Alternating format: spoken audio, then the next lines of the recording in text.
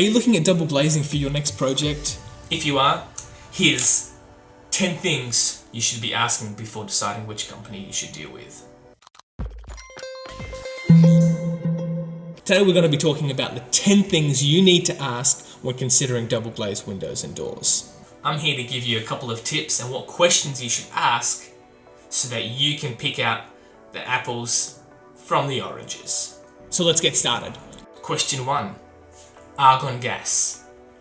Does the double glazed window have argon gas inside of it? If it does, tick. If it doesn't, you're running the risk of condensation in between the glass and you will never be able to clean that. Question 2. Low E glass. Does the window have energy efficient glass, Have low E, comfort glass. some kind of glass that is made to reflect the sun's rays? If it does, tick.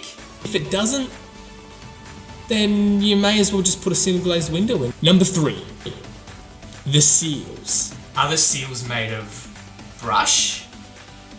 Or are they made of rubber? If they're made of rubber, Tick. if they're made of brush, you're leaving something to the imagination. Because all it's going to do is stop a little bit of dust. It's not actually going to seal the window itself. Question 4. The U value. The U value is a value that determines heat transfer between the window. Now, the lower the value, the better performing that it is. U value.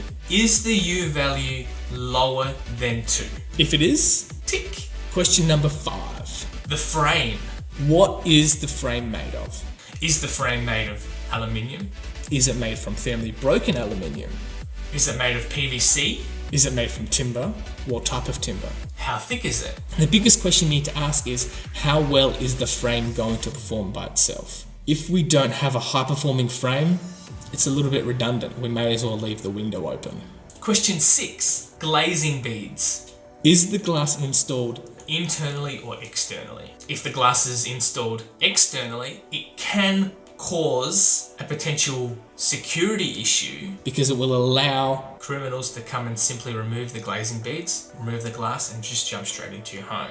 If it is glazed internally, Tick. question number 7. Multi-locking system. How many locks are on this window? Is it simply just one? Just one little latch? Is it maybe one little lock, or is there multiple points of locking along the window? That will keep it secure. But more so than that, seal the window up just in case one portion's not working properly. If it is, tick. Question number 8. Australian standards. Does it comply with Australian standards? We want to make sure that all the components of the window, every single one of them, from the glass to the frame to the screws, every single aspect of that window complies to Australian standards. If it does, tick. Question number 9. Auditing or testing. How often Is the company that you're purchasing from audited? did they comply with Australian standards 10 years ago? How often are they tested to make sure that they still comply with Australian standards? You want to be dealing with a company that's at least audited or tested every 1 to 3 years. If it's anything more than that, 1 to 3 years is a tick. And question number 10. Warranty. How long is the warranty? 1 year, 2 years, 10 years, 50 years. Don't just consider how long the warranty is, but the backing of the company itself. Will the company be around in 10 years' time?